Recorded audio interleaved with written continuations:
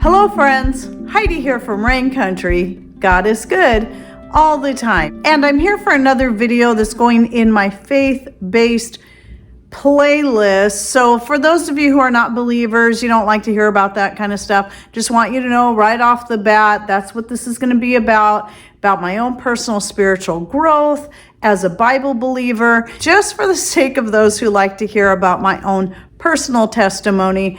And this past maybe 6 months or so has really been just another really big step in our spiritual growth, both mine and Patrick's. And the changes it has brought within us as just even as individuals has been really kind of astronomical. And it's really amazing the work that the Lord will do when we stay open to what His Word has to say.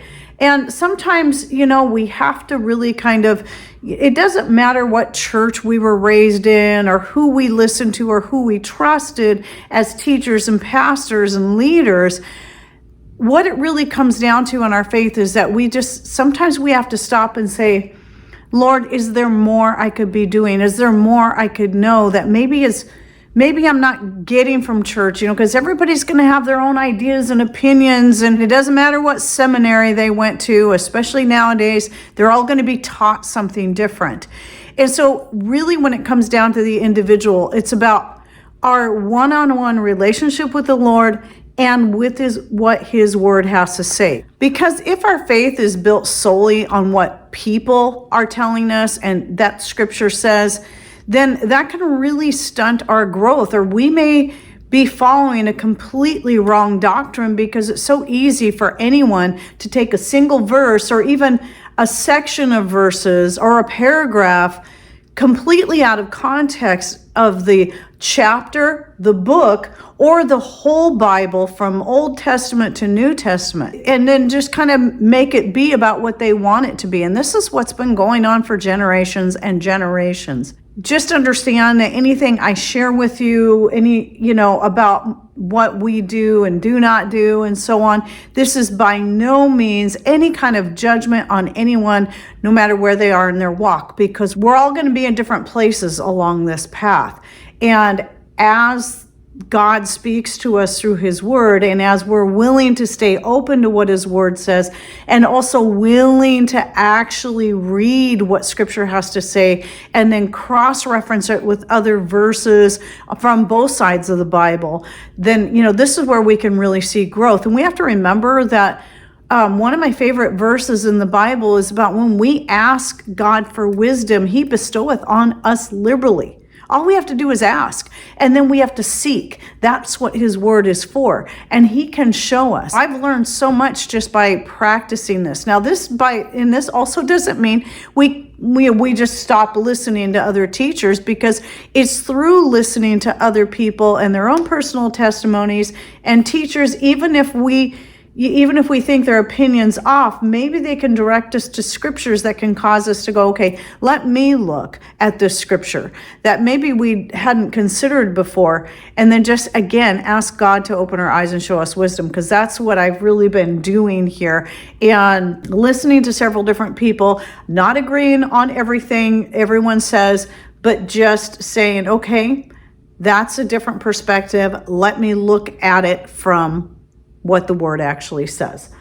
And you also have to be careful, especially with a lot of modern versions of the Bible, is that there's much that has been taken out and much that has been added to that actually changes what the meaning of the Scripture is. A lot of times when you see something added in as a parenthetical statement, it's something that's been added into modern day Bibles within the past 50 to 60 years, maybe even within the past 5 or 10. And then sometimes whole verses or several verses can be taken out of a passage. So, I believe God gave us His Word in its pure form. And in my personal belief, that is in the King James Bible. And actually in this path that I'm on is only proven to me that it is pure. Because all the verses that we've used to back up certain things that we do or do not do, when you actually read them again, and you read them in the King James, and you're like, wow, it says right here It says right here. And I think a lot of people who might consider themselves Torah observant, I personally don't like these kind of names because of how they pigeonhole people and and assume that everybody that calls themselves that believes this, that, or the other thing that may not even be in the Bible. So don't make assumptions just because you hear that. But I think a lot of people would realize if they really search scripture, the King James better backs up their viewpoint on things like clean and unclean meats and keeping the feasts and Sabbaths and fasting and more. So this is just, to me, has solidified my stance on the King James Bible. You don't have to agree, and this is not about debate. The comment section down below is not about you coming in and telling me I'm wrong about whatever. If you don't agree, that's fine. You can move on. I just hope that maybe it will give you some thoughts to consider, but no judgment on my part. That's not what these videos are about, is not about debate. It's only about what the Lord has shown me in His Word and the changes it has made in my life as such. So coming back to what today is going to be more about, and that is the Sabbath. I have several topics I'm going to be covering down the road as I learn more. I'm still really trying to grasp this, but to tell you the truth, the Sabbath thing is something that we've been working on for years, trying to understand it, listening to people from all sides, and just never really feeling like we had a full grasp on it until we just said, well, what does the word say? What does God's word say? What does it say in the Old Testament? What does it say in the New Testament? And one thing you just can't refute is people say, oh, I followed the 10 Commandments, and yet the Sabbath is one of those things that tends to get ignored the most. And, I never could understand that from the time I was a child clear all the way through. And even as a child, I knew that Saturday was the seventh day, and which, by the way, I did do some historical research into that. Another thing that really got me is starting right in the first chapter of Genesis. God set that standard for us about the seventh day of rest.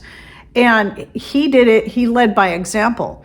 If those of us who believe in the Heavenly Father, and we believe God is all powerful and He's all knowing, do we really believe that after He breathed into existence all of creation, do we really believe that God needed to take a day off for rest? I mean, I would think not, because He's God.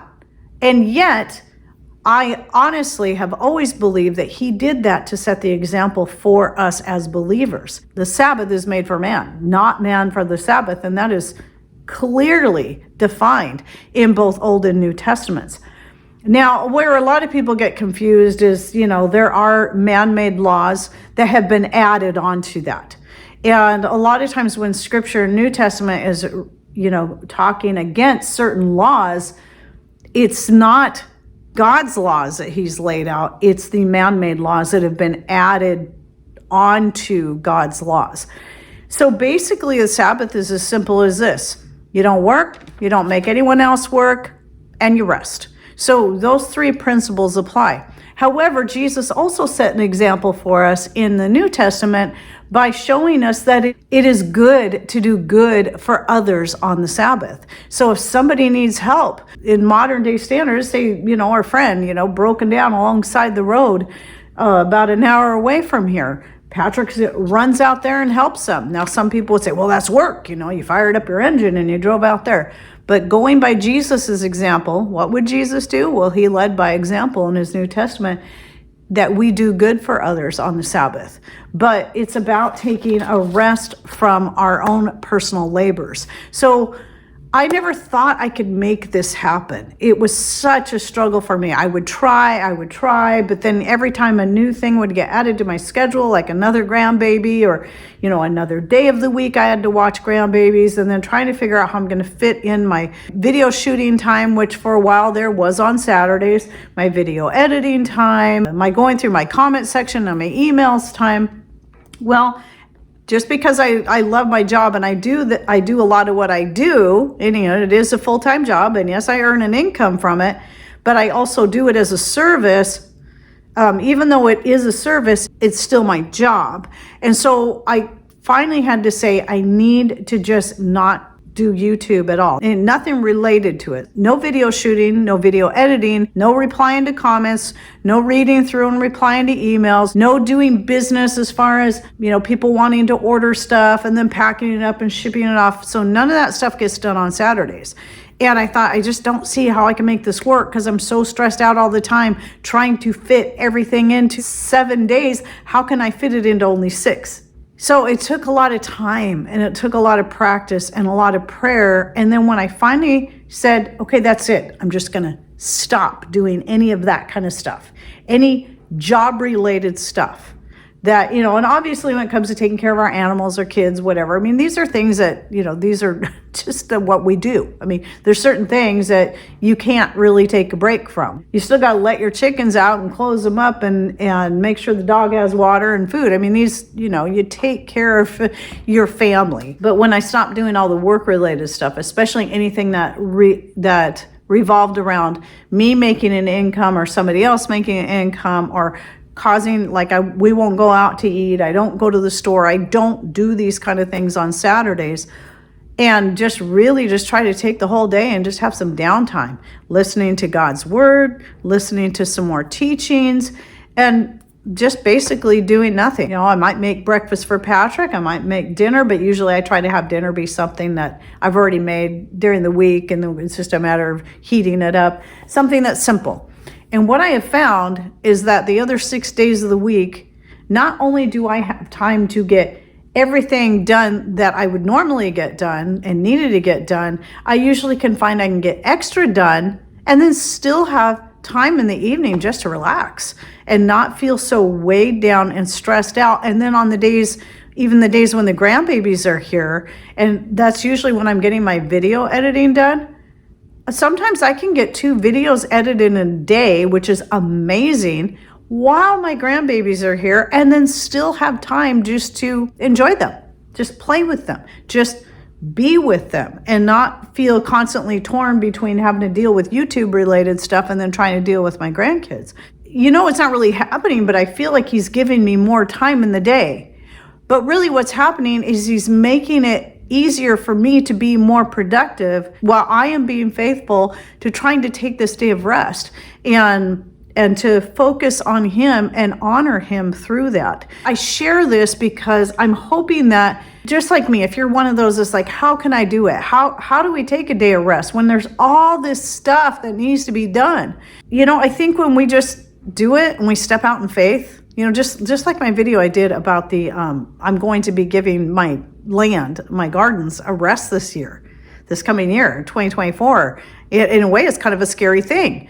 But just from what I've seen in the Sabbath, and taking that Saturday day of rest and just honoring God through that, and how it just seems like I suddenly have so much more time. I believe, especially because God says in his word, and please go back and watch that video if you're interested, because reading the scripture and what it said, I was just like, oh, wow.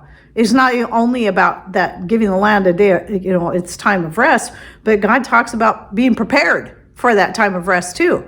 About putting up food and that food that you get from the 6 year, you're going to have more than you need for 2 or 3 years. And I see the same thing happening every single week when I stay true to taking the Sabbath day of rest. And I do realize all the debates that people have, I've heard them for years and years. I've heard all the scriptures about this, but until I finally started practicing it, it's been the doing and seeing the blessings that have come from doing that has made the scripture just seem so much more solid and true and real in regards to this thing. And so anyway, my purpose of sharing this is not just because I'm so excited about what God's been doing in my life, but for those who are just like kind of on that fence, like, how do I make this work? Well, sometimes it's just a step of faith. And when we honor God in whatever it is, that he does come through and he gives us that wisdom, and he multiplies for us what we need to get the things done we need to get done. And I think part of it is too, because we're giving our mind and our body a rest anyway. So just that alone, if you want to look at it scientifically, just having a true rest where we have a day we're not allowing ourselves to think about and stress about work or physically work so hard that, we're just so exhausted that we can't get all the stuff done. So I think scientifically there's a part that's played in that as well. And, another thing I wanted to throw out there, by the way, it's funny to me that, a lot of times the churches will preach against keeping the Sabbath, which is one of the 10 Commandments, but then they'll constantly want your tithe money from you. I'm not speaking against paying a tithe to the church. That's between you and God. I'm just saying it's funny to me that the same churches that will preach against honoring the Sabbath or taking that day of rest will also preach about the importance of tithing and giving to the church. To me, it kind of seems a bit hypocritical because, that's all within those same chapters in the Bible where it talks about the Sabbath and it talks about, the clean and the unclean, and it talks about that bringing in that 10%. They're all in that same area. But anyway, just a little stuff to chew on there. And again, please understand, this is only me sharing my own personal testimony and growth and what the Lord has done for me as I walk this road. And whether you agree with what I'm doing or not, that doesn't matter. I've had people be really rude and mean and tear me apart from both sides of this issue. And I've had people be very loving and kind and grateful that we can share with each other what the Lord's done in our lives, regardless of what we think about keeping the Sabbath or keeping the feast or eating pork or not eating pork. We can still iron sharpen iron. We can still grow together, and we can still encourage each other in our faith and in this walk that we're going on. So I hope you enjoyed this video, and that at least, even if you don't agree, that at least you got some kind of encouragement out of it that you might be able to apply to another part of your Christian walk. So with that said, if you have any testimonies of your own you would like to share, especially in regards to keeping the Sabbath, please share those down below and what the Lord's done in your own life as you start practicing some of these things. So, we can just keep encouraging each other and keep growing stronger in our faith. Oh yes, and one more thing I want to say is that the pictures, they're photographs taken around our local area by a local photographer by the name of Matthew Nichols. I've been using his images quite a bit in my videos, and I just want to give him credit because he's excellent. I love his work. He just does a really great job of showing people the beauty of the area that we live here. We're on the peninsula of Washington State, so a lot of the images you would have seen through this video are by him. So, and I'll link to his Facebook page down below. I don't think he has a web page anymore, but he does have a Facebook page that I'll link to if you'd like to check out more. He does sell calendars every year, and for the past couple of years I've got his calendars just to not only support him, but to have a beautiful calendar with these lovely photos of our local area. So anyway, I hope you enjoyed this video. Thanks for watching. Take care and God bless.